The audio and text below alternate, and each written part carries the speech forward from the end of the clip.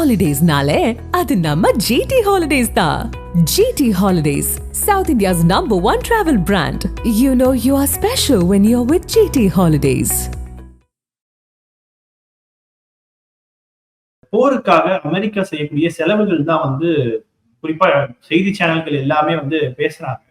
So எவ்வளவு அவங்க செலவு பண்றாங்க, குறிப்பாக இந்த செலவு எப்படி அவங்க திரும்ப ரெக்டிஃபை பண்ணுவாங்க, இது எப்படி நம்ம பாக்குறது? ரொம்ப முக்கியமான ஒரு விஷயம். போர்ல எல்லாரும் எதை பாக்குறாங்கன்னா, ஜெயிக்கிறாங்களா தோக்குறாங்கன்னு தான் சொல்லி பாக்குறாங்க. நம்ம பார்வையில எப்பயுமே நம்ம முன்வைக்கிறது என்னன்னா, போர்ன்றது ஒரு அரசியல் நடவடிக்கை. அந்த அரசியல் அப்படிங்கிறது ஒரு பொருளாதார நலன்களை அடையறதுக்கான செய்கிற ஒரு விஷயம் அப்படின்னு சொல்லி தொடர்ந்து நம்ம வலியுறுத்திட்டு இருக்கோம். இப்ப இந்த போருடைய நடவடிக்கை என்னவா இருக்கணும் அப்படின்னா, இதுவரைக்கும் நடந்த போர்களும் சரிதான், இப்பவும் நடக்கிற போரும் சரிதான். அங்க இருக்கக்கூடிய இயற்கை வளங்களை இந்த போரின் வளாக அடையுது, நேரடியாவோ மறைமுகமா அடையிறது அப்படிங்கிறது அதுல இருக்கிற பொருளாதார நலன். இப்போ பாத்தீங்க அப்படின்னா, முதல் நாள்ல மட்டும் அந்த அமெரிக்கா செலவு செய்த தொகை பாத்தீங்க அப்படின்னா 700 பில்லியன். அதாவது இந்த ஆண்டுக்கான செலவு 700 மில்லியன். இந்த ஆண்டுக்காக ஒதுக்கின அந்த பட்ஜெட் பாத்தீங்க அப்படின்னா 700 800 பில்லியன் சொல்றாங்க. கிட்டத்தட்ட 0.1% ஒரு நாள்ல செலவு செஞ்சிருக்கிறாங்க அப்படின்னு சொல்றாங்க. இது எவ்வளவு நாள் இவங்களால தாக்கு பிடிக்க முடியும் அப்படின்னு சொல்லி தெரியல அப்படின்னு சொல்லி ஒரு விஷயத்த வைக்கிறாங்க. இன்னொரு என்னன்னா, இவங்களுடைய ராணுவ தளவாடம் சார்ந்த விஷயங்கள். எவ்வளவு ஏவுகணைகள் இவங்கள்ட்ட இருக்குது. குறிப்பா சொல்லணும் அப்படின்னா, துல்லியமா தாக்கக்கூடிய ஏவுகணைகள், டொமஹாக் அப்படின்னு சொல்லக்கூடிய அந்த மாதிரியான ஏவுகணைகள் எவ்வளவு எங்கள்கிட்ட இருக்குது அப்படின்றது இன்னைக்கு வரைக்கும் கேள்விக்கூடாத விஷயமா தான் இருக்கு. அமெரிக்க அதிபர் ட்ரம்ப் என்ன சொல்றாரு அப்படின்னா, எங்கள்கிட்ட போதுமான அளவுக்கு இருக்குது, அது ஃபார் எவர் அப்படிங்கிறார். அதாவது எப்போ வேணா எவ்வளவு நாள் வேணாலும் தீராத அளவுக்கு வச்சிருக்கிறோம் அப்படின்னு. அதை யாரும் நம்புற மாதிரி இல்லை. அது உண்மையில யாரும் நம்பவும் மாட்டாங்க. அப்ப அது என்ன சொல்லுது அப்படின்னா, அது இருக்கிற பலகீனத்தை தான் காட்டுது. ஒருவேளை எங்க கிட்ட போதுமான அளவு இருக்குன்னு சொல்லியிருந்தாரு அப்படின்னா, எல்லாரும் அதை குறிப்பிட்ட அளவு கன்சிடர் பண்ணியிருப்பாங்க. ஆனா எங்க கிட்ட அப்படிலாம் கிடையாது. எங்கள்கிட்ட தீராத, அது என்ன சொல்றதுங்க, அல்ல குறையாத ஒரு அமிர்தம் மாதிரி எங்கிட்ட நிறைய இருக்குன்னு சொல்றது பார்க்கும்போது என்ன சொல்றாரு அப்படின்னா, கிட்டத்தட்ட அதை அவங்கள்ட்ட இல்லாததை மறைக்கிற ஒரு விஷயமா தான் நம்ம புரிஞ்சுக்கணும். அப்போ இதனால என்ன சொல்ல வரோம் அப்படின்னா, இவங்களுடைய அந்த செலவினங்கள் வழியா இந்த டார்கெட்டை, அதாவது ஈரானுடைய ஆட்சி மாற்றத்தை ஏற்படுத்தி அங்க இருக்கக்கூடிய எண்ணெய் எரிவாயு வளங்களை அமெரிக்கா கைப்பற்றினால் மட்டுமே இது இவங்களுக்கு பயனுள்ள ஒரு போரா இருக்க முடியும். ஒருவேளை அது இல்லாமல் போனால், அங்க ஒரு ஆட்சி மாற்றம் நடக்காமல் போனா, இவங்க அமெரிக்காவும் இஸ்ரேலும் சேர்ந்து அந்த நாட்டுக்குள்ள தங்களுக்கான ஒரு ஒரு ஒரு பொம்மை ஆட்சி ஏற்படுத்த முடியாமல் போனால், இந்த செலவினங்கள் அத்தனையும் அமெரிக்காவுல அங்க ஒரு உள்நாட்டு நிதி நெருக்கடியை கொண்டு வரதுக்கான வாய்ப்புகள் உண்டு. ஏற்கனவே அமெரிக்க நிதி நெருக்கடிகள் தான் இருக்குது. அந்த நிதி நெருக்கடியை தீர்க்கறதுக்கு என்ன பண்றாங்கன்னா, தொடர்ந்து போர்ல ஈடுபடுறாங்க. நம்ம ஊரை கூட பார்ப்போம். பொதுவா கடன் வாங்கிட்டு என்ன பண்ணுவாங்க, கடன் அடைக்கிறது மறுபடியும் ஒரு புதுசா கடன் வாங்கி, அதுக்கப்புறம் நான் அது மூலமா தொழில் செஞ்சு நான் திருப்பி இருக்கிற கடன் அடைப்பேன் அப்படின்னு சொல்லி ஒரு ஒரு ஒரு முறையை பயன்படுத்துறத பார்க்குறோம். கிட்டத்தட்ட இந்த அமெரிக்கா இதுதான் செஞ்சுட்டு இருக்கிறாங்க. ஆனா நீங்க கடன் வாங்கி மேலும் மேலும் நாங்க எப்படியாவது நாங்க அடுத்தது இந்த இந்த இந்த இதுல பிடிச்சிரும், அந்த அடுத்ததுல பிடிச்சிரும்னு சொல்லி தொடர்ந்து இவங்க போனாங்க அப்படின்னா, அது அவங்களுடைய அமெரிக்காவுடைய நிதி நெருக்கடியை இன்னும் கூடுதலாக்கி அங்க ஒரு உடைப்பை ஏற்படுத்துறதுக்கான ஒரு வாய்ப்பு இருக்கிறத நம்ம பார்க்கிறோம். அப்ப இந்த போரை பொறுத்த அளவுக்கு இவங்க ஈரான் ஒருவேளை நிலைச்சு நின்னுட்டாங்க அப்படின்னா, அது ராணுவ ரீதியிலான வெற்றியா மட்டும் இருக்காது. பொருளாதார ரீதியான அமெரிக்காவுக்கு அது பொருளாதார ரீதியான தோல்வியாவும் இருக்கும் அப்படின்றதான் நம்மளுடைய பார்வை. இப்போ ஒருவேளை ஈரான் ஸ்டாண்ட் பண்ணிட்டாங்க அப்படின்னா, இனி அமெரிக்காவை யார் வேணா அடிக்கலாம் அப்படின்ற ஒரு ஒரு விஷயம் அமலப்பட்டு போயிடும் இல்லையா? இன்னும் கொஞ்சம் கூட நம்ம விரிச்சு பார்க்கலாம். இந்த அவங்களுடைய பலகீனம் ஏற்கனவே வெளிப்பட ஆரம்பிச்சிடுச்சு. என்ன சொல்லமா, முதல் நாள் போர் முடிஞ்ச உடனே இவங்க ஈரான் எங்கள்கிட்ட பேசுறதுக்கு சொல்றாங்க, அழைக்கிறாங்க அப்படின்னு சொல்லி ட்ரம்ப் சொன்னார். ஆனா ஈரான்ல இருந்து என்ன சொன்னாங்கன்னா, நாங்க பேச்சுவார்த்தைக்கு தயாரா இல்லைன்னு சொன்னார். அது எதை சொல்லுது அப்படின்னா, உண்மையிலேயே பேச்சுவார்த்தைக்கு அணுகுனது அமெரிக்கா தானே தவிர ஈரான் இல்லை அப்படின்னு சொல்லி அதுல இருக்கிற பொதிந்து இருக்கக்கூடிய உண்மை அதுதான். அப்போ என்னன்னா, இவங்க ஏற்கனவே கிட்டத்தட்ட தோல்வி அடைஞ்சிட்டாங்க. அதை நாங்க சமாதானத்துக்கு போறோம் அப்படின்னு சொல்லி கூட புரிஞ்சுக்கலாம். இன்னொரு வகையா புரிஞ்சுக்கலாம். கடந்த முறை என்ன பண்ணாங்கன்னா, 12 நாள் போரின் போது நம்ம சமாதானமா போயிடலாம் அப்படின்னு சொல்லி பேச்சுவார்த்தை நடத்தி ஈரான் வேகமா ஒத்துக்கிட்டாங்க. அப்ப எல்லாரும் இவங்க மேல ஈரான் மேல வச்ச விமர்சனம் என்ன அப்படின்னா, நீங்க போயிருக்க கூடாது, நீங்க அதை ஒப்புக்கொண்டிருக்க கூடாது, அது ஒரு சரியான சமயத்துல அவங்கள உங்களுடைய பாதைக்கு உங்ககிட்ட இறங்கி வர்றதுக்கான ஒரு டாக்டிஸா அதை பயன்படுத்தி இருக்கணும் அப்படின்னு சொல்லி தான் அவங்க மேல வச்ச விமர்சனம். இப்பவும் என்ன பண்றாங்கன்னா, வேகமா அவங்க என்ன பண்ண நம்மளோட பேசி முடிவுக்கு வந்துக்கலாம்னு சொல்லி இழப்பை குறைச்சிக்கிட்டு மறுபடியும் தயார் செஞ்சுக்கிட்டு மறுபடியும் இவங்களை தாக்கறதுக்கான ஒரு தயாரிப்பு வேலையை கூட நம்ம புரிஞ்சுக்கலாம். ஆனா இந்த முறை ஈரான் அந்த தவறு செய்யல அப்படின்னு சொல்லி நம்ம பார்க்கிறோம். அப்போ இங்க யார் வேணாலும் அமெரிக்காவை தாக்கலாம் அப்படின்னு சொல்லி நீங்க அப்படின்ற ஒரு சூழல் ஏற்பட்டுச்சா அப்படின்னு சொல்லி கேக்குறீங்க. உண்மையிலேயே அப்படியான ஒரு சூழல் எப்ப ஏற்பட்டுச்சு அப்படின்னா, அந்த ஐஆர்ஜிசியோட தலைவரை கொல்லப்பட்ட போது அதே ட்ரம்ப் தான் அதிபரா இருந்தார். அப்ப என்ன பண்ணாங்க அப்படின்னா, நீங்க எங்களுடைய ஈராக்ல இருக்கக்கூடிய ஒரு தளத்தை தாக்கிட்டீங்க, அதனால நாங்க எதிர்ப்பு தெரிவிக்க மாட்டோம்னு சொல்லி பேசி வச்சுக்கிட்டு முதல்ல அந்த அமெரிக்க தளத்தின் மேல ஈரான் தான் தாக்குதல் நடத்தினாங்க. அப்போவே என்ன சொன்னாங்க அப்படின்னா, இது ஒரு தோல்வி, அதாவது அமெரிக்காவுடைய சரிவோட ஒரு தொடக்கம் அப்படி சொல்லி உலகத்துல இருக்கக்கூடிய பல ஆய்வாளர்கள் சொன்னாங்க. இப்போ அதோட தொடர்ச்சியா தான் இன்னைக்கு நடந்துட்டு இருக்க எல்லா விஷயத்தையும் பார்க்கிறோம். இப்ப யாரும் வந்து அமெரிக்காவை எதிர்த்து நிற்க முடியாத ஒரு வல்லரசு அப்படின்ற அந்த பிம்பம் ஏற்கனவே உடைக்கப்பட்டிருக்கு. இது புதுசு கிடையாது. ஆனா இன்னொரு விஷயம் நடக்கிறது யாரும் பார்த்தாங்களா இல்லையான்னு தெரியல. இ பிரான்ஸோட அதிபர் என்ன சொல்லியிருந்தாரு அப்படின்னா, அங்க இருக்கக்கூடிய மேற்காசிய நாடுகளுக்கு நாங்க அணு ஆயுதம் தாங்கிய போர் விமானங்கள அவங்களுக்கு பாதுகாப்புக்கு வழங்க தயார் அப்படின்னு சொல்லி அவர் அறிவிச்சிருக்கிறார். அது பார்த்தீங்கன்னா, எல்லாருக்கும் வந்து ஒரு சர்ப்ரைசிங்கான ஒரு அனௌன்ஸ்மென்ட். ஏன் அது சர்ப்ரைசிங்கான அனௌன்ஸ்மென்ட்ன்னு சொல்றோம் அப்படின்னா, இப்போ அமெரிக்கா வந்து நீங்க போர்ல ஈடுபடுறது, இந்த நாடுகள் தாக்கப்படுறது, அதாவது அந்த ஜிசிசி நாடுன்னு சொல்லப்படக்கூடிய நாடுகள் வந்து ஈரானால தாக்கப்படுறதுன்னு பார்க்கிறது என்ன அப்படின்னா, அந்த இந்த நோக்கமே என்னவா இருக்குது அப்படின்னா, இந்த இந்த நாடுகள்ல இருக்கக்கூடிய அந்த அதாவது போர் தளவாடங்களை இல்ல போர் தளங்கள வந்து ஒண்ணு அடிச்சு ஒழிக்கிறது அப்படின்னு சொல்லி. ஏன் அடிச்சு ஒழிக்கிறேன்? ஏன்னா, அங்க இருக்கக்கூடிய அமெரிக்க அந்த முதலீடுகளையும், அத காத்து நிக்கக்கூடிய அந்த ராணுவ நிலைகளாக தான் இது இருக்குது.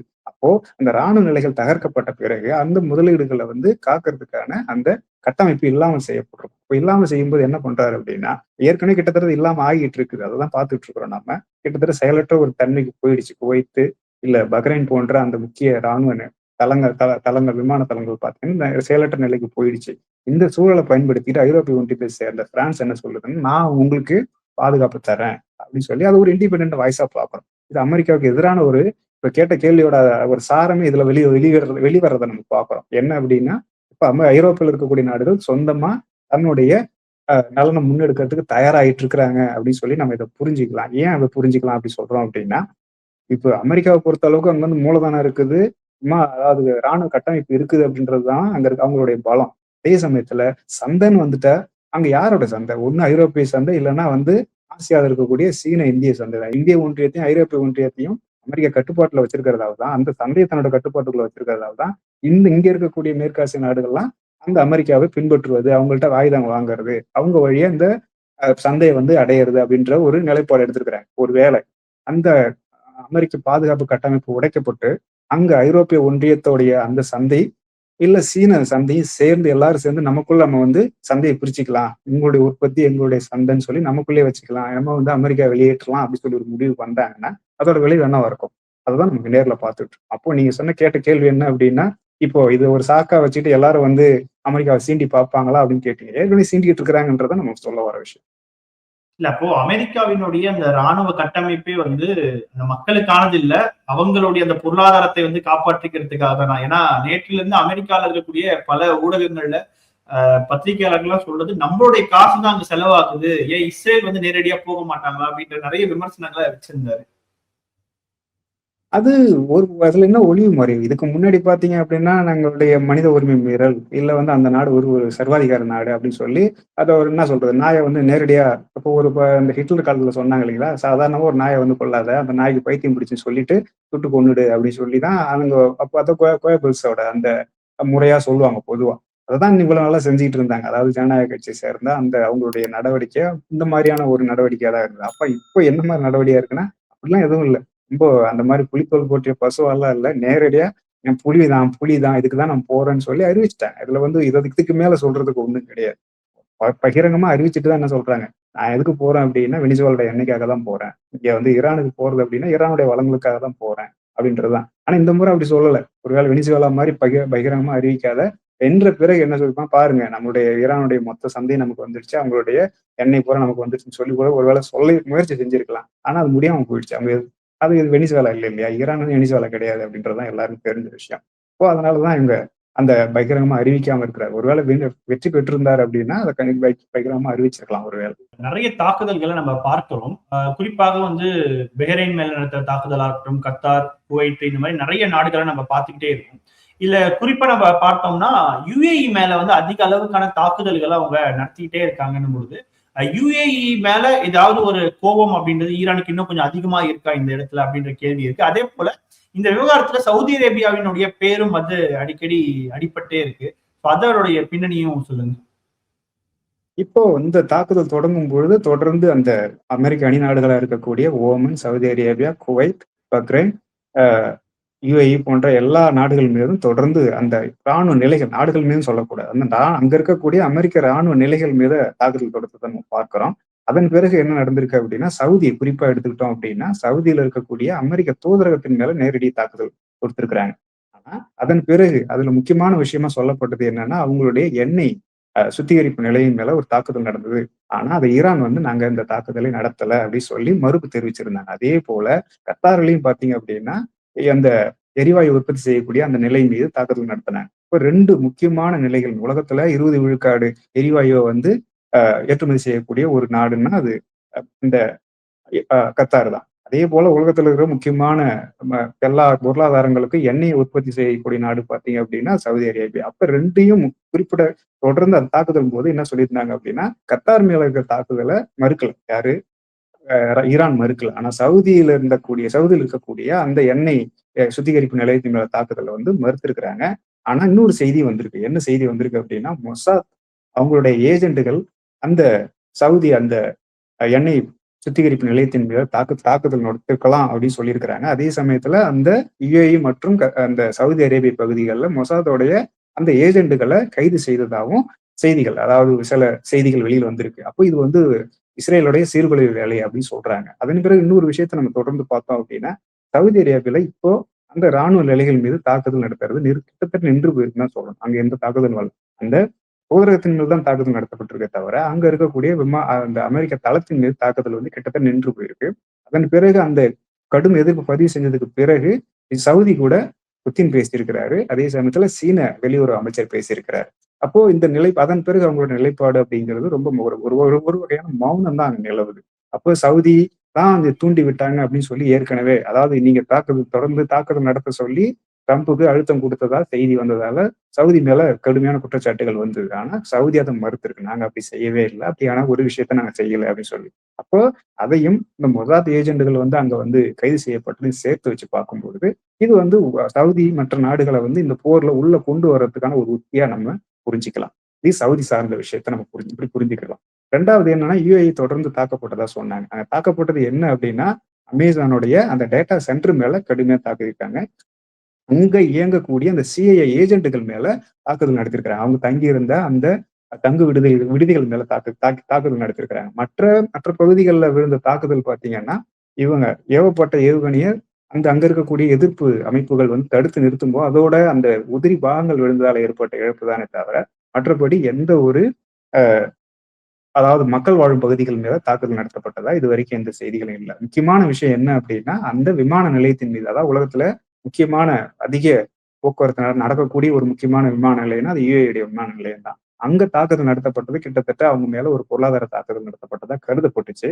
ஆனா இப்ப பாத்தீங்க அப்படின்னா பகுதி அளவில் அதையும் அவங்க திறந்து விட ஆரம்பிச்சுட்டாங்க. அப்ப என்னன்னா அவங்க மேல ஒரு கான்பிடன்ட், இதுக்கு மேல அந்த விமான நிலையம் தாக்கப்படாது அப்படின்ற ஒரு தன்னம்பிக்கையில தான் அது வெளிவரக்கூடிய ஒரு விஷயமா இருக்கு. அப்ப இதை எல்லாத்தையும் தொகுத்து பார்க்கும்பொழுது அங்க யுஏஇயுடைய இஸ்ரேல் அமெரிக்க ஆதரவு நிலைப்பாடு, அங்க இயங்கக்கூடிய அந்த உளவுத்துறை, அவங்களுடைய இராணுவ தளங்கள், அதே போல அமெரிக்க பொருளாதார சம்பந்தமான அந்த தளங்கள் மீதுதான் தொடர்ந்து தாக்கப்பட்டிருக்கே தவிர, மற்றபடி மற்ற மக்கள் வாழக்கூடிய பகுதிகளை தாக்கப்படல. அப்ப யுஏஇ மேல தாக்குதல் அப்படின்றது கிட்டத்தட்ட அங்க இருக்கக்கூடிய அமெரிக்க இஸ்ரேல நலன்கள் மீதான தாக்குதல் தானே தவிர, அது யுஏஇ மேலான தாக்குதல்னு பார்க்கறதுக்கு எந்த அடிப்படையும் இல்லை. அதன் பிறகு பாத்தீங்க அப்படின்னா பக்ரைன்ல பாத்தீங்க அப்படின்னா, அங்க வாழக்கூடிய பெரும்பான்மையான மக்கள் வந்து ஷியா பிரிவு மக்கள். அந்த ஆளும் வர்க்கம் யாருன்னு பாத்தீங்கன்னா சுன்னி பிரிவா இருக்குது.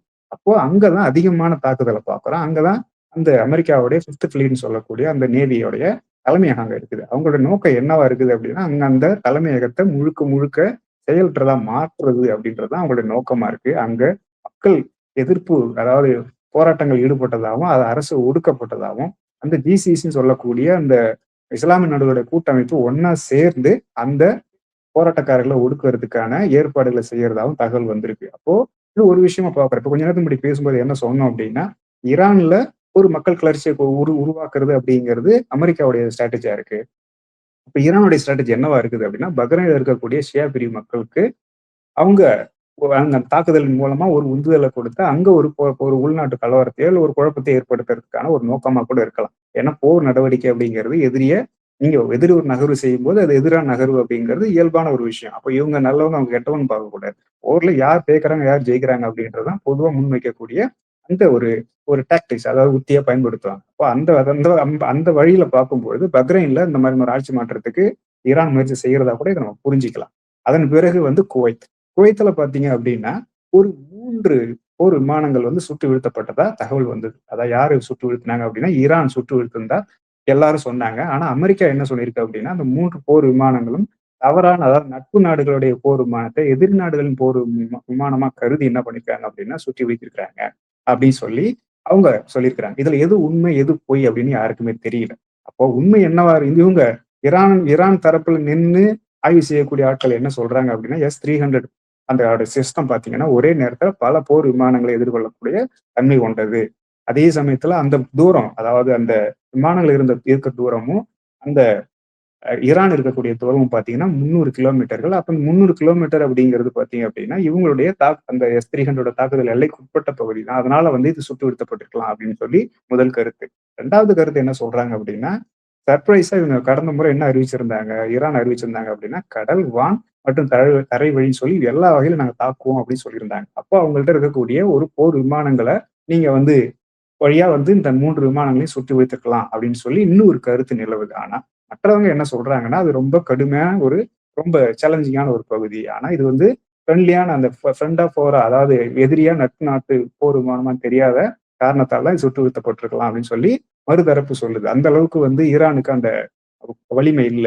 அது இவங்கதான் அந்த மாதிரியான ஒரு விபத்தாதான் இதை கருதலாம் அப்படின்னு சொல்லி இவங்க சொல்றாங்க. அதுல வந்து ஒரு தெளிவு இல்லாம இருக்கு. ஆனா அதுல முக்கியமான இன்னொரு விஷயம் என்ன சொல்றாங்க அப்படின்னா, இந்த கத்தார் 2 Su-24 விமானத்தை நாங்க சுட்டு வீழ்த்தணும் அப்படின்னு சொல்லி அறிவிச்சிருக்கிறாங்க. அப்ப அது என்ன சொல்லுது அப்படின்னா, இவங்க ஈரானுடைய போர் விமானங்கள் நடப்புல பயன்பாட்டுல இருக்குது. ஏதோ குறிப்பிடத்தக்க அளவுக்கு அவங்களால பயன்படுத்துற நிலையில இருக்கக்கூடிய சார் அவங்கள்ட்ட இது வரைக்குமான சிந்தனை என்னவா இருந்தது அப்படின்னா, அவங்கள்ட்ட ரொம்ப அதர பழசான F-1, F-5 சார்ந்த அந்த அமெரிக்க போர் விமானங்கள் தான் அவங்கள்ட்ட இருக்கு. மற்றபடி ஒண்ணு பெருசா இல்லை அப்படின்னு சொல்லிதான் எல்லாரும் நினைச்சிட்டு இருந்தாங்க.